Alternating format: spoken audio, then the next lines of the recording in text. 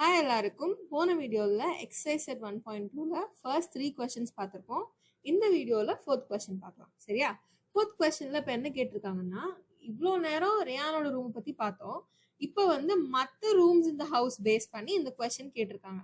First கொஸ்டின்ல என்ன சொல்லியிருக்காங்கன்னா, Rayan's room door leads from the dining room which has the length 18 feet and with 15 feet. என்ன சொல்றாங்கன்னா, இப்போ இதுதான் வந்து ரேயானோட ரூம். கரெக்டா? இந்த இடத்துல அவன் ரூமோட டோர் இருந்துச்சு. சரியா? என்ன சொல்றாங்கன்னா, இந்த இடம் இருக்கும் இல்லையா, இப்போ இந்த ஸ்பேஸ்ல இங்க ஒரு ரூம் இருக்கும். கரெக்டா? இந்த ரூம் தான் வந்து டைனிங் ரூம்னு சொல்றாங்க.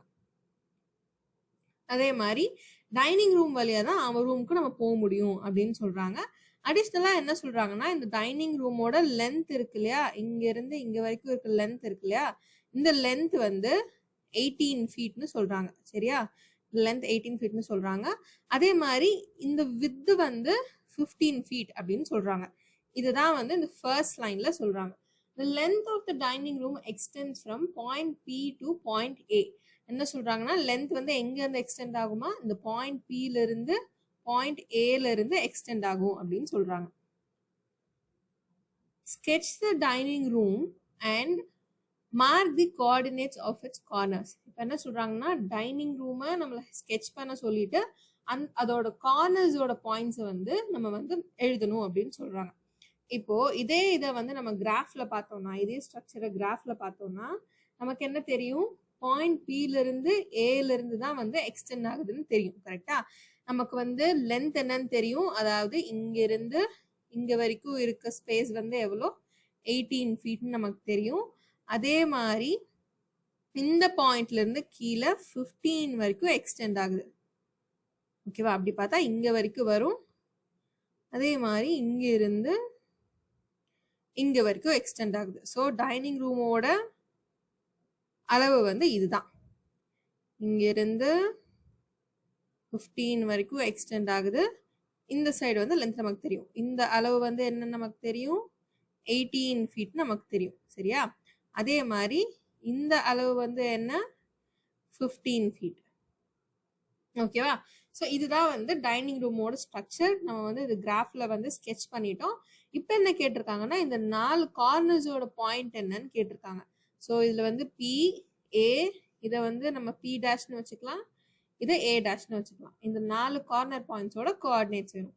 இப்போ ஃபர்ஸ்ட் Pல வந்து எக்ஸ் ஆக்சிஸ்ல -6ல இருக்கு. கரெக்டா?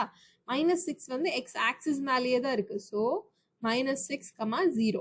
எப்பவுமே ஒரு பாயிண்ட் வந்து ஆக்சிஸ் மேலேயே இருந்துச்சுன்னா இன்னொரு ஆக்சிஸ் என்னவா இருக்கும், 0வா இருக்கும். இப்போ இந்த பாயிண்ட் வந்து எக்ஸ் ஆக்சிஸ் மேலேயே இருக்கனால y ஆக்சிஸ் வந்து 0. இப்போ அடுத்து வந்து பாயிண்ட் A பாயிண்ட் வந்து எங்க இருக்கு, எக்ஸ் ஆக்சிஸ் மேலேயே தான் இருக்கு. அப்போ 12, 0. அதுக்கப்புறம் P' வந்து எக்ஸ் ஆக்சிஸ்ல எங்க இருக்கு, -6ல இருக்கு. y ஆக்சிஸ்ல எங்க இருக்கு, -15ல இருக்கு. A' வந்து 12 இருக்கு எக்ஸ் ஆக்சிஸ்ல, y ஆக்சிஸ்ல -15 கரஸ்பாண்டிங்கா இருக்கு. ஸோ நம்ம வந்து கார்னர் பாயிண்ட்ஸும் கண்டுபிடிச்சிட்டோம். ஃபர்ஸ்ட் கொஸ்டினோட ஆன்சர் இதுதான். இப்போ என்ன சொல்லியிருந்தாங்க, ஸ்கெட்ச் பண்ண சொல்லியிருந்தாங்க, கோஆர்டினேட்ஸை மார்க் பண்ண சொல்லியிருந்தாங்க. நம்ம ஸ்கெட்ச் பண்ணிட்டோம், கோஆர்டினேட்ஸும் மார்க் பண்ணியாச்சு. இப்போ அடுத்த கொஸ்டின் என்ன சொல்லியிருக்காங்கன்னா, place a rectangular 5 feet into 3 feet dining table precisely in the center of the dining room. Write down the coordinates of the feet of the table. என்ன சொல்றாங்கன்னா, இப்போ இதுதான் வந்து நம்மளோட டைனிங் ரூம். கரெக்டா? இந்த டைனிங் ரூமோட சென்டர்ல ஒரு ரெக்டாங்குலர் டேபிள் வைக்கணும், டைனிங் டேபிள் வைக்கணும்னு சொல்றாங்க. ஸோ இதோட லென்த் எவ்வளவா இருக்கு, லென்த் வந்து 5 feet, width வந்து 3 feet. ஸோ இதுதான் வந்து இந்த ரெக்டாங்குலர் டேபிளோட டைமென்ஷன்ஸ். என்ன சொல்றாங்கன்னா, கரெக்டா சென்டர்ல தான் வைக்கணும் அப்படின்னு சொல்றாங்க. ஸோ இப்போ வந்து இதுதான் வந்து நம்மளோட டைனிங் ரூம். சரியா?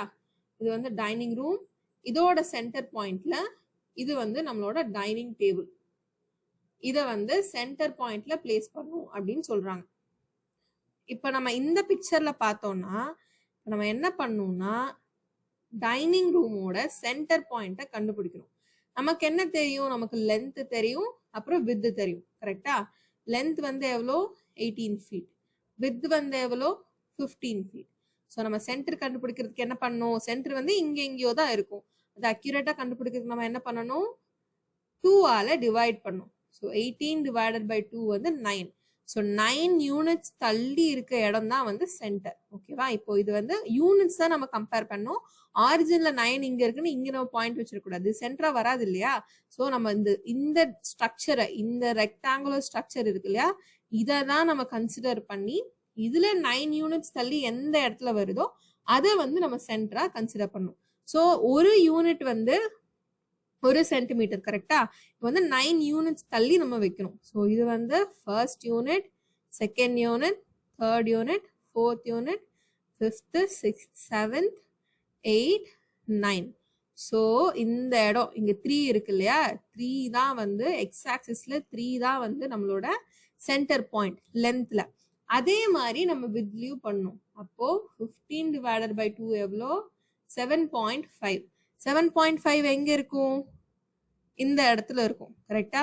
இங்க 7, 8 தான் இங்க 7க்கும் 8க்கும் நடுவுல 7.5 இருக்கும். ஓகேவா?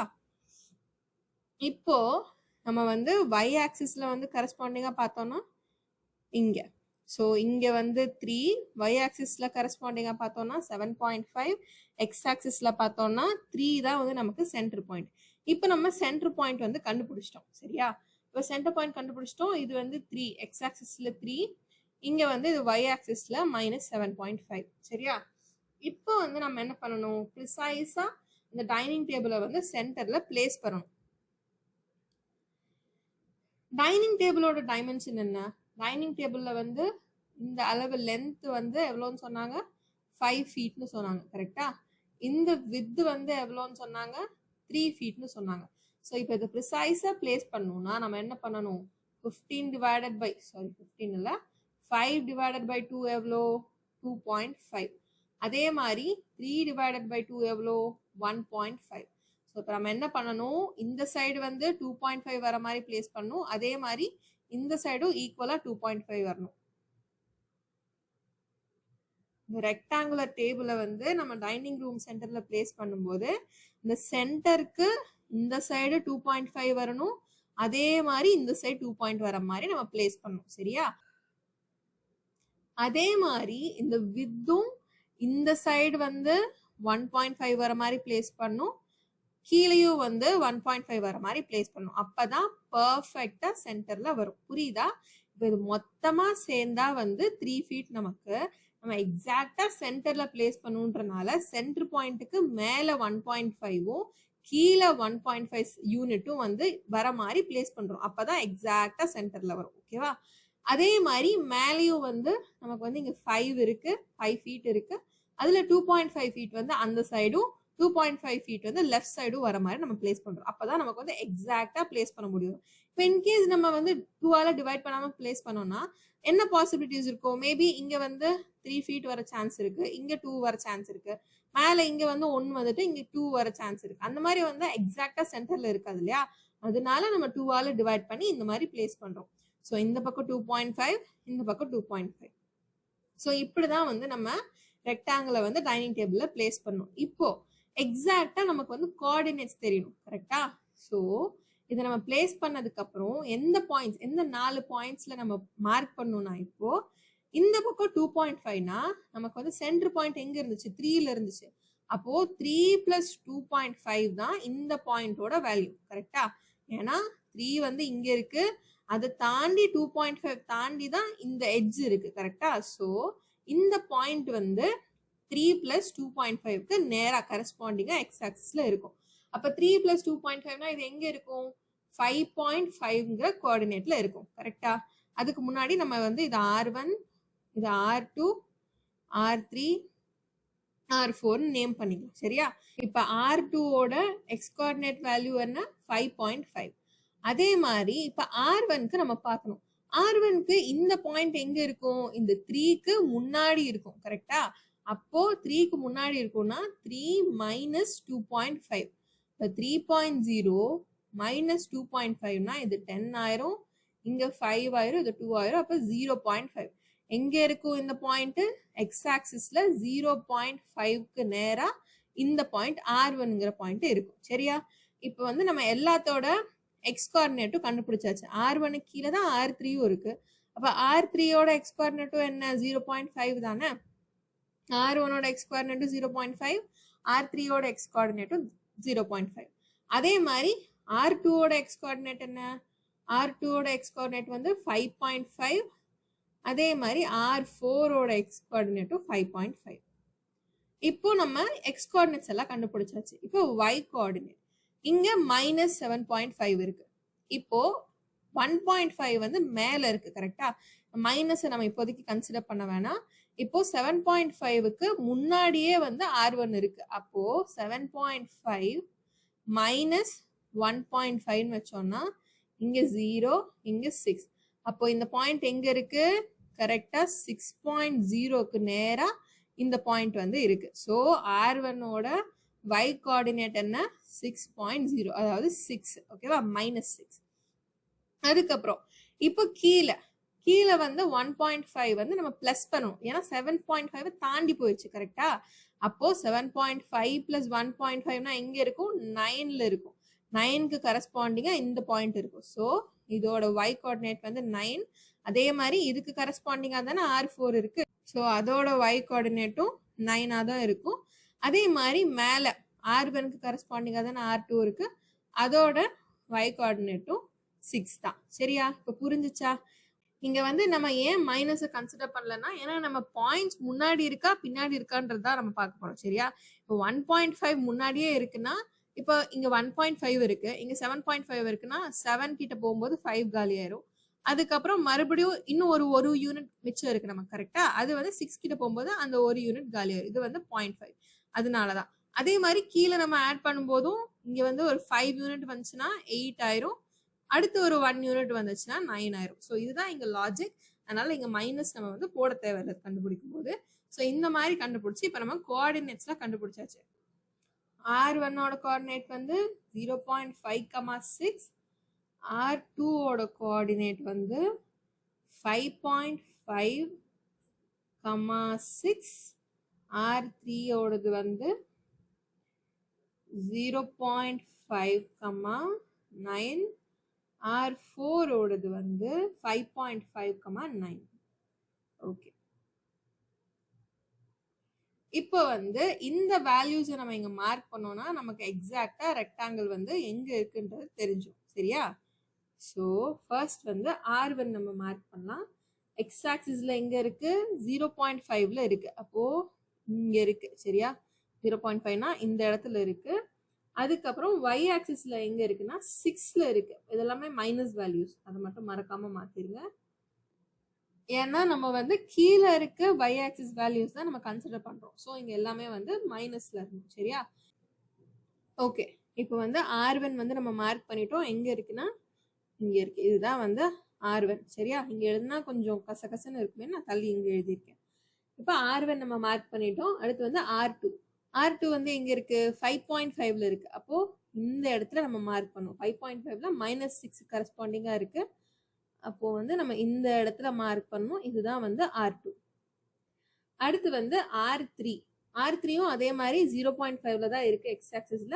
ஆனா -9ல இருக்கு. ஸோ இந்த இடத்துல வந்து நம்ம R3 வந்து மார்க் பண்ணுவோம். ஓகேவா? இது வந்து R3. அதுக்கப்புறம் R4. R4 வந்து எங்க இருக்கு? 5.5ல -9க்கு நேரா இருக்கு. R4 எங்க இருக்கு? 5.5ல எக்ஸ் ஆக்சிஸ்ல இருந்து 5.5ல -9க்கு நேரா இருக்கு. இதுதான் வந்து R4. ஸோ ரெக்டாங்கிள் வந்து எப்படி இருக்கும்னா பிளேஸ் பண்ணோம்னா இங்கதான் வரும். கரெக்டா? ஓகேவா? எக்ஸாக்டா சென்டர்ல இருக்கா? ஸோ இந்த மாதிரி தான் வந்து நம்ம ரெக்டாங்கிளை வந்து பிளேஸ் பண்ணோம். இப்போ வந்து நம்ம டைனிங் டேபிள்ல ரெக்டாங்குலர் டேபிள்ல பிளேஸ் பண்ணியாச்சு. அதே மாதிரி நம்ம கோஆர்டினேட்ஸும் என்னென்னங்கிறத கண்டுபிடிச்சிட்டோம். அவ்வளோதான். இப்போ வந்து 4th கொஸ்டின் வந்து நம்ம ரெண்டுமே வந்து சால்வ் பண்ணி முடிச்சிட்டோம். இன்கேஸ் நீங்கள் ஆன்லைன் டியூஷனோ இல்லை ஆன்லைன் கிளாஸஸோ தேடிட்டு இருந்தீங்கன்னா இங்கே இருக்க நம்பரை வச்சு நீங்கள் காண்டாக்ட் பண்ணலாம். அடுத்த வீடியோஸ்ல வந்து அடுத்த கொஸ்டின்ஸும் அடுத்த டாபிக்ஸும் பார்க்கலாம். until then stay connected and keep watching.